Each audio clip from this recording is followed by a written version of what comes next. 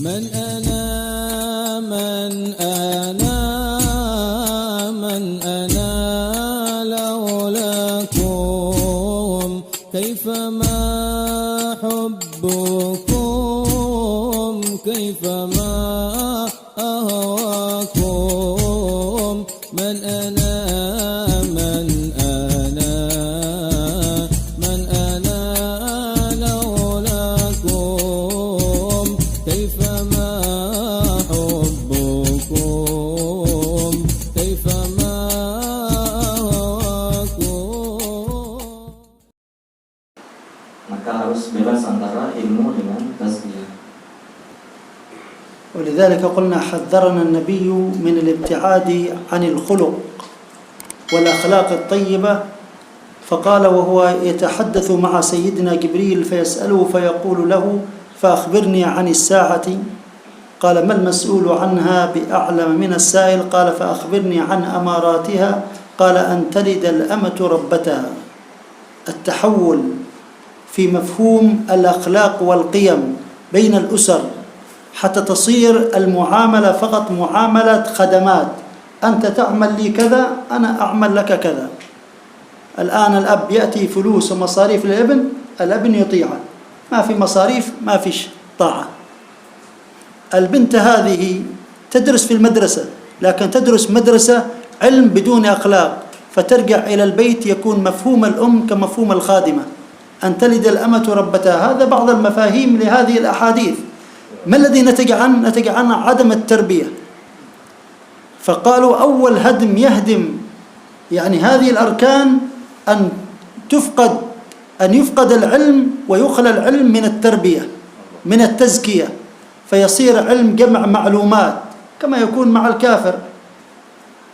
الكافر عنده العلم لكن ما عنده التربية، لذلك دائما اختراعاته يريد أن يمتلك، لأن ما عنده أن يقدم للبشرية بل يريد أن يمتلك البشرية. وصنع هذه الآلات وهذه الحروب وغير ذلك من أجل أن يمتلك الغير وأن يكون مسيطر على الغير، لا من أجل ما خلقه الله لنا وأن نكون خلفاء نعمر هذه الأرض وننشر السلام. يا أيها الذين آمنوا ادخلوا في السلم كافة الذي ما بيدخل في السلم قال ولا تتبعوا خطوات الشيطان إنه لكم عدو مبين. ثم بين لنا النبي صلى الله عليه وسلم وأشار إلى مقصد هام وهو الآن الذي نعانيه ويعانيه الكل وخاصة العرب وخاصة المسلمون. قال النبي صلى الله عليه وسلم وأن ترى الحفاة العراة العالة رعاء الشاء يتطاولون في البنيان. قال شيخنا وحبيبنا الحبيب أبو بكر العدني ابن علي المشهور قال يتركون الحفاة العراة كناية على أن هؤلاء بدو يشتغلون في التربية الحيوانية ويشتغلون في الزراعة. أن ترى الحفاة العراة رعاء الشاء يعني الذي يشتغلون بالتربية الحيوانية. يقول لك هذه الحيوانات وهذه الأرض كم تدخل لي في السنة؟ 20 مليون 30 مليون. لو بعت هذه الأرض أو هذه الثروة الحيوانية واشتريت لي أرضية في جاكرتا وبنيت لها بها يعني عمارة، في الشهر الواحد سأطلع أكثر مما يكون معي في السنة. فبذلك يتحول المفهوم من الإنتاج أننا أنا أكون منتج، بهذا يتم القضاء على الاقتصاد. تركنا الثروة الحيوانية والزراعة خلاص انتهى الاقتصاد. هذه العماير بعد فترة ما تنفعك، أنك بتستورد كل أكلك وشربك من الخارج. ولذلك يقولون أن أول شيء يهدم في الإسلام الحكم. قال النبي صلى الله عليه وسلم لتنزعن عرى الإسلام عروة عروة أولها الحكم وآخرها الصلاة. لماذا الحكم؟ لأن القاعدة المعروفة أن الذي يملك المال الذي يصرف، الزوج لو تزوج على امرأة وصرف أو المرأة صرفت، من صاحب القرار؟ صاحب القرار هو الذي يصرف المال. أنت إذا ما عندك اقتصاد تضطر أنك تستلف من البنك الدولي، فيصير البنك الدولي هو الحاكم عليك الفعلي فينقض الحكم. وما هو سبب نقض الحكم؟ سبب البعد عن الاقتصاد. والتسارع في البنيان. فكان هذا الأمر خطير جدا، كان سبب في هدم هذه الأركان، أركان الإسلام، أركان الدين التي جاء بها النبي صلى الله عليه وسلم. فنحن نحمد الله أن جعلنا من أهل هذه المدرسة وفي هذه المدرسة ومن طلاب ودعاة هذه المدرسة. هذا أمر عظيم يجب علينا أن نشكر الله ونحمده على هذه النعمة. فاحمدوا الله على هذه النعمة واشكروا الله عز وجل على هذه النعمة التي أنتم فيها. Dan Rasulullah Shallallahu Alaihi Wasallam telah mewanti-wanti kita dari jauh-jauh hari, di mana diriwayatkan suatu ketika Jibril datang ke Rasulullah menanyakan wa masa'ah. Lalu Rasulullah menjawab, orang yang bertanya lebih tahu kapan kiamat akan datang. Lalu akhbirni an alamatiha, maksudnya kabarkanlah dengan kabari aku tentang alamat-alamat kiamat. Salah satunya adalah antalidal ama rabatata, yaitu seorang ama melahirkan orang yang hamba sahayanya, itu melahirkan yang jadi tuannya. Ini termasuk salah satu tanda di akhir kiamat. Dan maksud ini semua kembali kepada pentingnya sebuah akhlak bagi seorang manusia, di mana dilanjutkan termasuk juga tanda kiamat, di mana nanti akan pengembala dan orang-orang miskin banyak yang tidak memakai pakaian atau telanjang. Lalu juga bagaimana orang-orang itu berlomba-lomba untuk bermegah-megahan dalam membangun bangunan. Dan awal pertama yang akan menghancurkan Islam itu adalah hukum, di mana ketika seseorang itu tidak memiliki hakim yang adil, maka akan muncullah segalanya. Sebagaimana ketika seseorang itu terkena pidana, lalu dia sudah terkena pidana, seharusnya dia tersangka, tapi karena dia yang memiliki harta, dia dapat mengendalikan segalanya untuk memutarbalikkan fakta tersebut. Karena sebagaimana suatu kaidah, siapa yang memiliki harta maka seolah-olah dia ada memiliki mukjizat. Siapapun yang memiliki harta, dia dapat melakukan apapun yang dia mau. Dan ini semua kembali kepada jauhnya kita dari ilmu perekonomian. Kita tidak mengetahui ilmu perekonomian. Orang-orang Islam tidak mengetahui ilmu bagaimana beriktisad, dan juga bagaimana mereka sibuk untuk bermegah-megahan dalam membangun bangunan. Wallahu mungkin itu sekian yang dapat.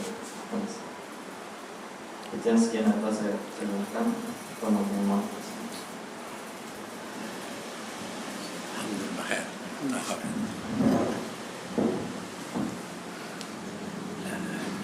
Alhamdulillah, apa yang beliau sampaikan tadi luar biasa, ilmu yang baru, banyak hal baru yang kita dengarkan. Terima kasih untuk dua penterjemah. Ya, alhamdulillah kita ada beberapa hal yang mungkin terlewat atau sedikit saja yang menarik dari apa yang beliau sampaikan. Tadi beliau mengatakan tanda-tanda hari kiamat itu antara dan amatu rabbataha. Ini hal menarik, unik. Apa maksudnya itu? Antara dan amatu rabbataha. Amah itu budak, begitu ya. Dia melahirkan anak majikannya. Maksudnya bagaimana? Beliau menyinggung tadi, mengatakan anak yang jauh dari akhlak, begitu ya. Anak yang hidupnya jauh dari akhlak, dia memperlakukan ibunya, orang tuanya seperti pembantu. Ya, diperlakukan ibu, orang tua seperti pembantu. Memang ini unik ya, hadis Nabi Muhammad SAW. Kemudian ayat itu digali dari sisi apapun menarik. Ya, setiap kali orang memahami hadis ini, nanti dia akan memahami begini. Masya Allah. Ini gambaran yang baru saya dengar. Dan intinya dari apa yang beliau sampaikan dari awal itu adalah bagaimana kita berakhlak. Ya. Alhamdulillah kita ini diajari untuk berakhlak, mensucikan diri, dan akhlak juga definisinya menurut definisi agama. Apa itu akhlak yang baik? Adalah patuh kepada syariat, patuh kepada apa yang dibawa oleh baginda Nabi Muhammad SAW. Itu penting. Alhamdulillah. Jazakumullah khair. Masya Allah. Jadi ini penting, sering kita dengarkan, sering kita dengar. Ini banyak orang bicara tasawuf, bicara macam-macam, tapi nggak patuh, nggak taat, ya, tidak taat kepada syariat. Nah, itu yang harus dijauhkan. Ya. Jadi akhlak pun itu akhlaknya patuh pada syariat. Apa yang dibenarkan oleh Nabi Muhammad itu ya. Nah, mudah-mudahan nanti insya Allah bisa diterjemahkan lagi pakai teks, ya, supaya nggak terlewatkan, ya, mutiara-mutiara yang beliau sampaikan. Nanti insya Allah ada timnya di sini, ya, yang bisa nanti menerjemahkan lagi. Tapi jazakumullah khair. Saya hanya ingin menambahkan, ini penting. Ini banyak pemuda, ayo yang sudah belajar itu harus berjanji kepada Allah untuk khidmah kepada syariat Nabi Muhammad SAW. Ya, kita alhamdulillah ilmu sudah ada. Kalau kita hanya mengejar ilmu saja, ternyata orang banyak berilmu tapi nggak ada akhlak, nggak punya akhlak. Maka tadi beliau menukil juga kalamnya Sayyidi Ahmad Zaini Dahlan, ya, wa ma khalaqtul jinna wal insa illa liya'budun. Memang tidak ada cara, ya, mengenal Allah kalau nggak pakai apa? Ibadah. Itu juga hal baru, jadi 2 poin baru yang kita dengarkan dari beliau. Jadi nggak ada cara lain. Kita ini mengenal Allah pakai apa? Ibadah, pakai apa? Orang mau tolak, mau banyak baca, mau mencari titel yang tinggi dan sebagainya, tidak akan ada gunanya itu semua kalau tidak patuh, kalau dengan tanpa mengesampingkan dari ibadah kepada Allah Subhanahu wa Ta'ala. Nah, ini dipahami. Saya ingin menutup majelis ini dengan satu cerita singkat. Ini mungkin ini ada hal yang baik untuk kita semua. Ada seorang, disebutkan orang ini nakal, ya. Dia suka pergi jalan-jalan, pokoknya hidupnya jalan-jalan aja, melancong terus, duitnya banyak, ya. Dia punya duit banyak, jadi dia jalan setiap saat, dia pergi kemana-mana. Dia pada waktu dia hura-hura, dia pergi begitu, sampai dia masuk ke satu daerah, satu negeri. Kemudian dia unik, orang ini di jalan lihat kuburan. Sampai di kuburan, biasa dia jalan kemana-mana kan. Orang kalau melancong ke mana? Pasar pasti, ya. Tapi ini enggak, dia masuk ke kuburan waktu itu. Dia ke kuburan. Kemudian di kubur tadi di nisannya tertulis begitu tulisannya. Dilahirkan tahun 1938 atau berapa lah, 34 atau 38, ya. Dan meninggal 1998. Begitu. Tapi di bawah tulisan lagi, dan umur orang ini 2 bulan. Ada tulisan lagi, dan umur orang ini 2 bulan. Jadi orang ini begitu sambil lewat baca, jalan beberapa langkah, ingat lagi, itu maksudnya apa ini? Kok umurnya cuma 2 bulan? Ini penasaran dia. Padahal kalau dihitung-hitung itu umurnya 55 tahun, 56 tahun begitu, ya. Tapi di situ 2 bulan. Jadi tadi dipanggil orang yang di penjaga kuburan, dipanggil sini. Saya mau tanya ini lahir tahun sekian, mati tahun sekian. Kok ditulis umurnya 2 bulan? Begitu, ya. Kenapa umurnya hanya 2 bulan? Oh, gitu jawabannya. Orang di sini, kampung sini ini, dia tulis umur itu maksudnya dia selama hidup bermanfaat untuk orang lain berapa lama. Jadi bukan umurnya, jadi berapa lamanya. Itu berharap dia orang-orang ini panjang umur semua, ya. Artinya bermanfaat untuk ustaz-ustaz ini harus banyak. Jangan pernah berkecil hati orang belajar mengatakan ustaz sudah banyak, nggak apa-apa, ustaz banyak. Jangan setan yang banyak, ya. Ustaz, para ulama harus banyak, karena kita lihat, ya, kalau yang jahat lebih banyak, seperti yang terjadi saat ini.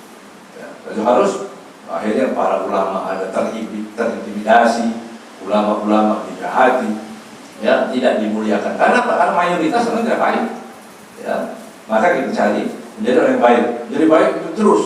Alhasil orang itu setelah dia baca umurnya 2 bulan, kalau saya ini nggak pernah.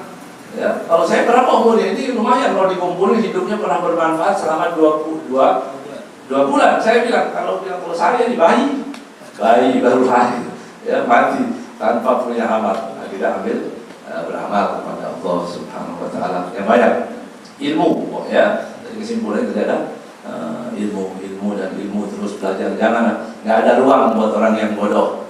Ya, orang yang bodoh itu nggak ada ruang. Dia mau bicara apapun dia lebih salah, begitu. Tapi ilmu lebih penting lagi adalah patuh, taat, ya, taat kepada syariat Nabi Muhammad Sallallahu Alaihi Wasallam.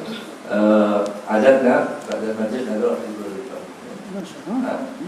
mungkin ada cepat ya.